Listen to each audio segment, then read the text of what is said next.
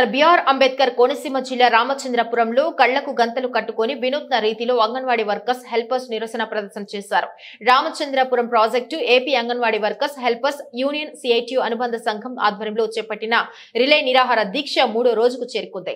ఈ సందర్భంగా రామచంద్రపురం ప్రాజెక్టు అధ్యక్షురాలు ఎం దుర్గమ్మ మాట్లాడుతూ ప్రభుత్వ అంగన్వాడీ సెంటర్లు తాళాలు బద్దలు కొట్టి వాలంటీర్లతో అంగన్వాడీ సెంటర్లు నడిపే ప్రయత్నం మానుకోవాలని అన్నారు.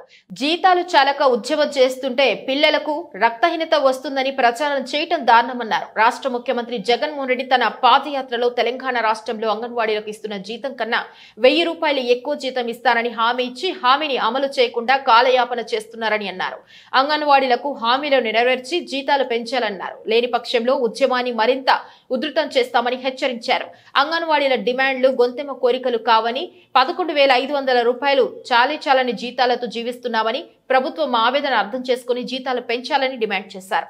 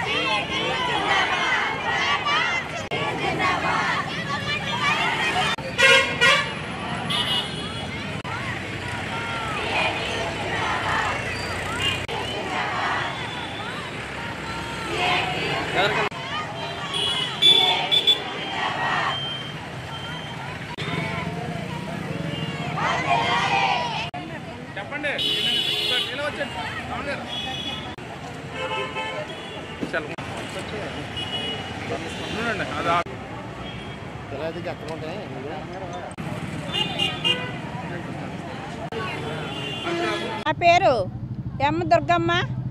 నేను జిల్లా కార్యదర్శిని. ఈరోజు రిలే నిరాహార దీక్షలు 3వ రోజుకి చేరుకున్నాయి. అయితే ప్రభుత్వం చాలా మండు వైఖరిగా అంగన్వాడీ సెంటర్లని తాళాల బద్దలు కొట్టి సెంటర్లు నడిపే ప్రయత్నంలో ఉంది. ఎట్టి పరిస్థితుల్లోని అంగన్వాడీ తాళాలు బద్దలు కొట్టి సెంటర్లు నడిపితే అంగన్వాడీ అందరం కూడా ఏకకంఠంగా పోరాడి వాళ్ళ అధికారుల మీదకి పోరాటానికి వెళ్తాం. ఎందుకంటే ప్రభుత్వం 15 రోజుల నుంచి వాళ్ళు ఫీడింగ్లు ఇవ్వకపోయినా సరే కానీ ఇప్పటి వరకు రక్తహీనత లేదు. ఓ పిల్లలకి రక్తహీనత లేదు, గర్భవతులకు రక్తహీనత లేదు. మా సమస్యల మీద మేము పోరాటానికి వస్తే ఈ 3 రోజుల్లో పిల్లలకి రక్తహీనత వచ్చేస్తే పిల్లలు రక్తహీనత చనిపోతారనేసి ప్రభుత్వం జనాన్ని తప్పుడు దారి పట్టిస్తుంది.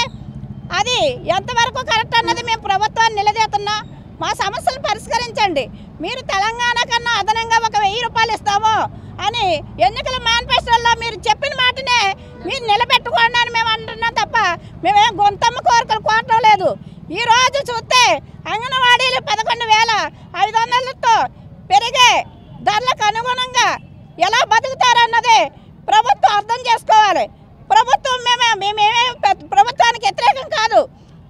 మాకు తినడానికి అన్నం పెట్టండి అయ్యా, మా బిడ్డలకి మాకు కడుపు నిండా అన్నం పెట్టండి అని అడుగుతున్నాం తప్ప మేమేం గొంతమ్మ కోరికలు కోరడం లేదు.